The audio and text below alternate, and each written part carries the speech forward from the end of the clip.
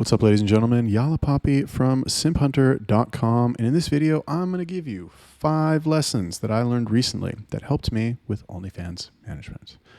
Yes, 5 lessons. Now, let's jump right into it. Number 1, the more hands you shake, the more money you make. I've been talking about this a lot lately in a lot of my videos.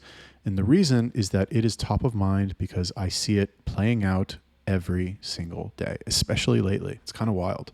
But lately, I found myself in a position, this is really ever since I started doing the daily digest videos and promoting them in my group. Ever since I started doing that, shit has just like changed for me quickly.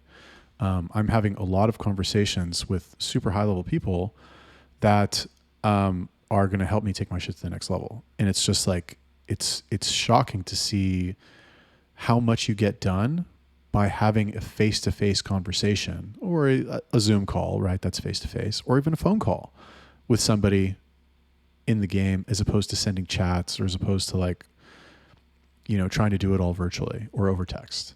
The amount that you get done and the quality of the person that you're able to connect with is way higher when you do it in a phone call or a video call. So super valuable. I know this is kind of like, it's weird to think about, right? It's just like strange to think about, like, what? I have to talk to people on the phone? I didn't get into OFM to talk to people on the phone. I didn't get into OFM to do Zoom calls with random people. But like, I mean, try it. Like, set up 5 Zoom calls with people and tell me if it doesn't make your shit fucking more effective. It's been a total game changer for me. It's a leveling up moment for me, 100%. Number 2, doubling down on media creation was a wise choice. Now, this is a lesson that is unique to me, but it doesn't need to be unique to me. You can easily create social media content for your agency. There's this like, it's so weird how the Telegram community in OFM is so anti doing anything that's not like straight grinding on your fucking computer trying to figure out how to like hack the latest Bumble updates. Like, if you do anything other than that, if you do anything other than just grinding and figuring it out on your own, you're a bad person, or you're somehow like, you know, not doing it the right way. And they're like gatekeeping the right way of doing OFM. It's so stupid, you know, and it doesn't make any sense because this is a fucking business. And there's a lot of businesses that run differently than the way yours does. And a very small percentage of businesses operate by fucking tricking social media platforms into fucking showing their content to more people. There's other ways to do this.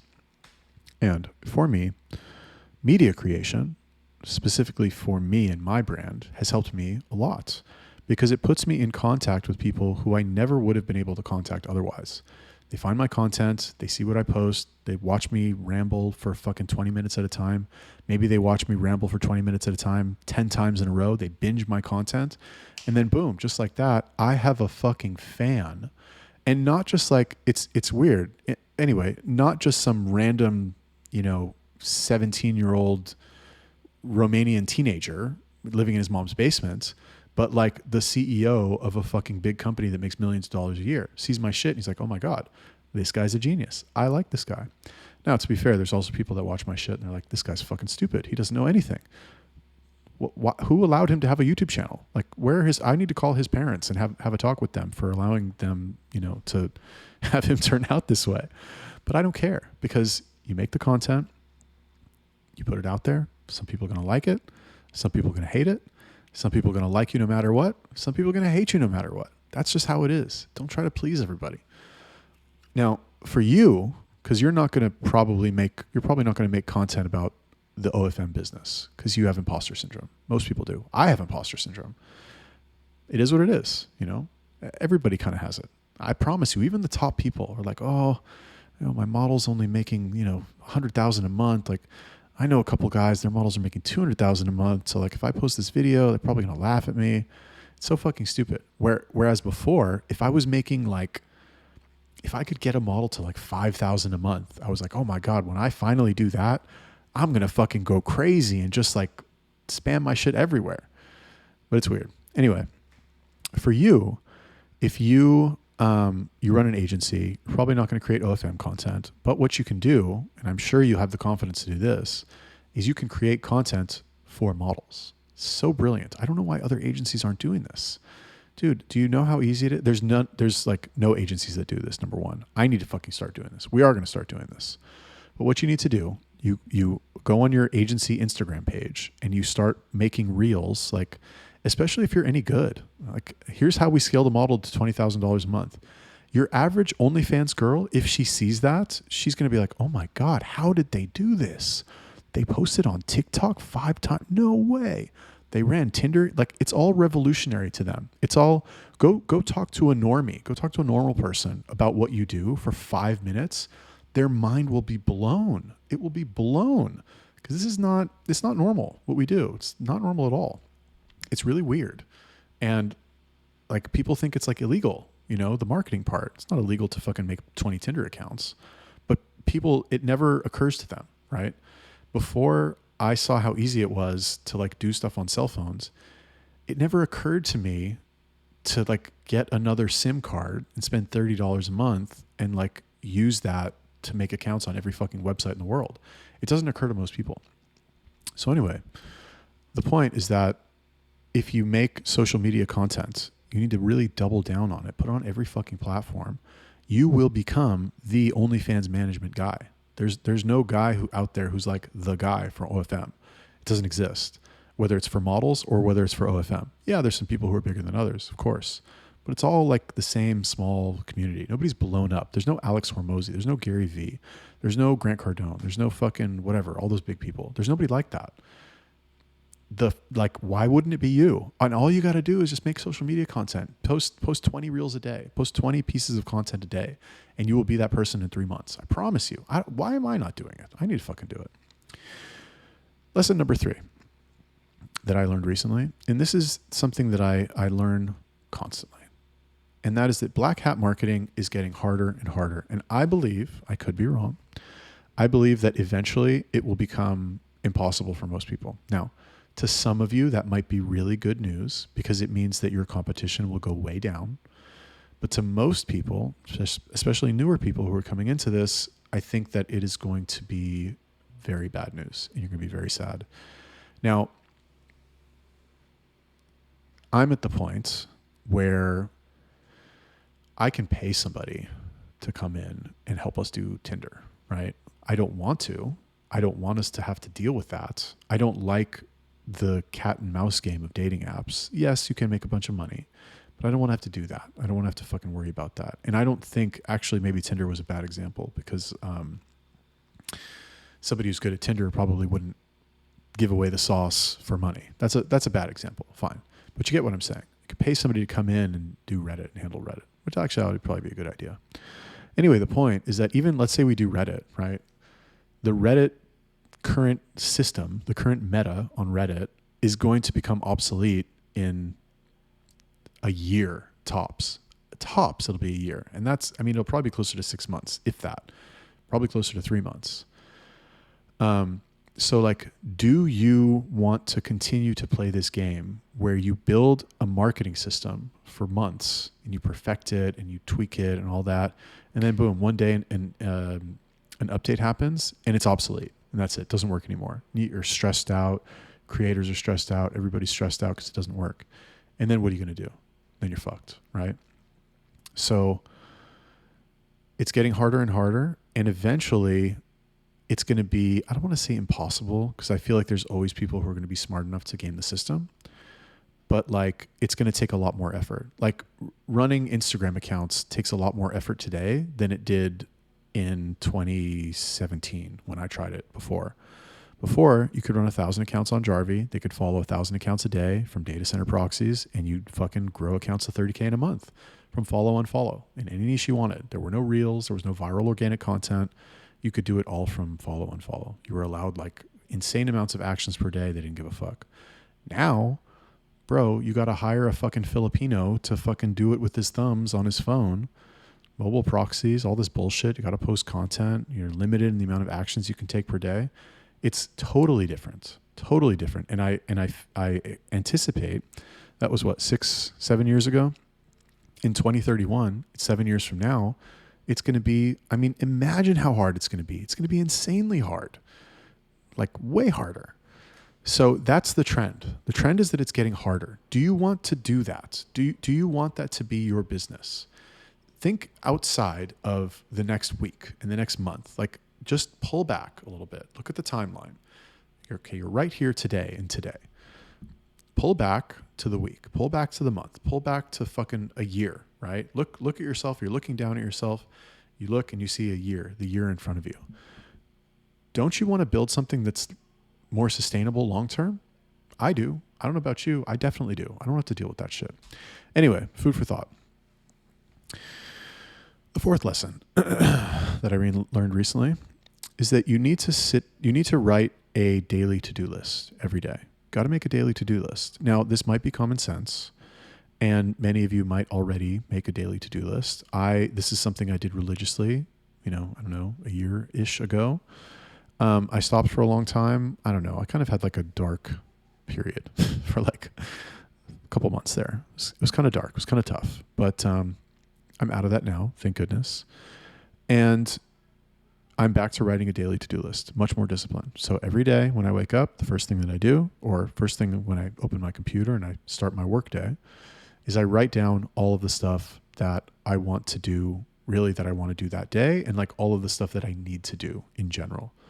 And it just helps to keep everything top of mind. Like, for example, now I know this will send some people into fucking hysteria, but I am currently working on a course. I know, oh my God, I can hear the screams. I can hear it. He's selling a course? Oh no, what a bad person. Anyway, I'm working on a course and I have the main offer already done.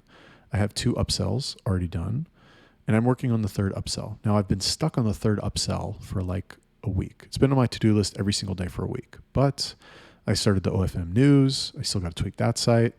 I'm doing calls with people. I'm doing all kinds of shit, right? So it's like there and it's not getting done, but it's staying on my mind because every day I'm reminding myself that I have to do it.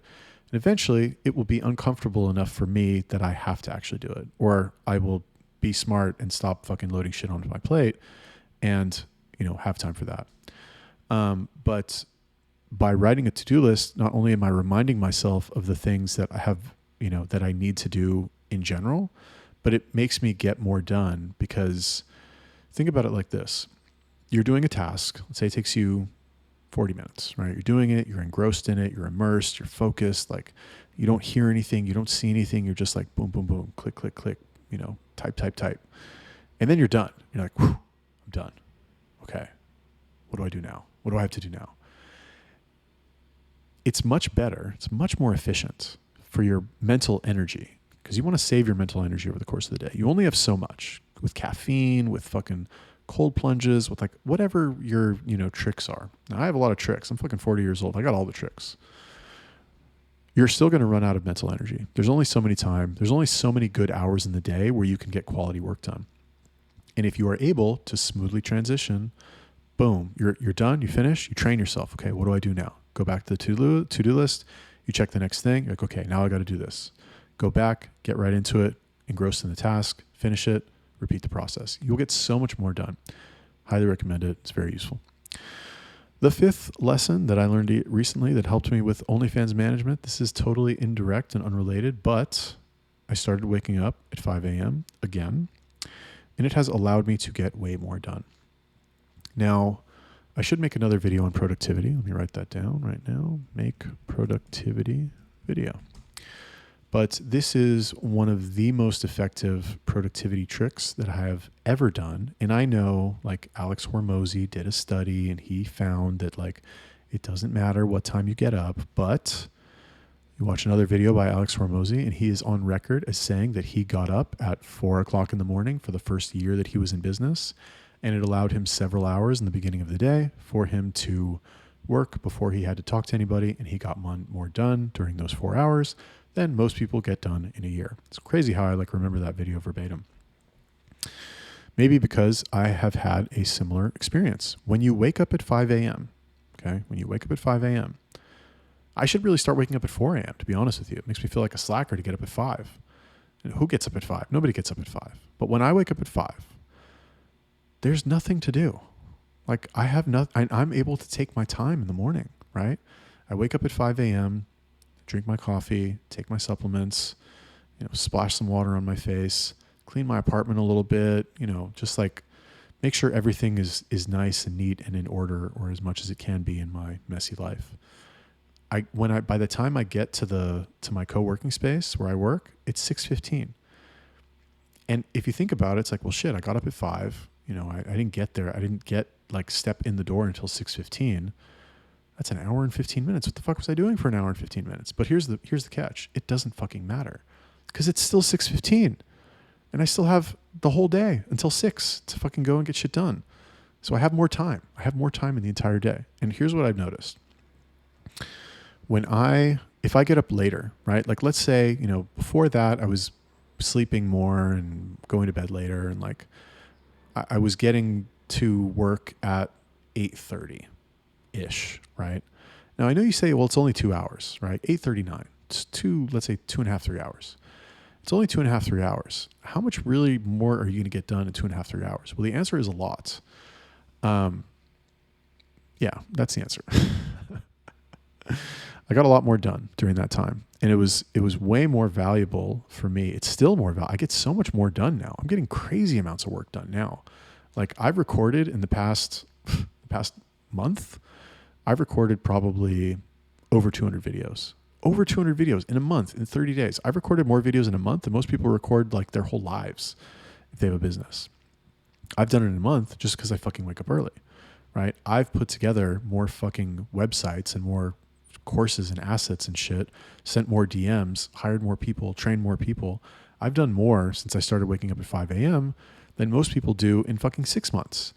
And the only change, the only thing I did differently was that I set my alarm for 5 and I started waking up at that time. And when you do that, there's nothing, what else am I going to do at 6:15? What else could I do? Fucking what am I going to do? I don't know. There's nothing to do. Nobody's awake. Nothing's open. So you just got to work. You just got to do the shit that you've been procrastinating on. And it is super helpful. And I highly recommend you guys do it. Kind of kills your social life a little bit, but it's temporary. It's not forever. You want to grow to a certain point. You want to get a certain result. You got to sacrifice something. If anybody out there has a way to not, to make a lot of money and have tons of time to fucking have a social life, please let me know how you do that. Leave it in a comment, like the video, subscribe. I'll see you in the next one.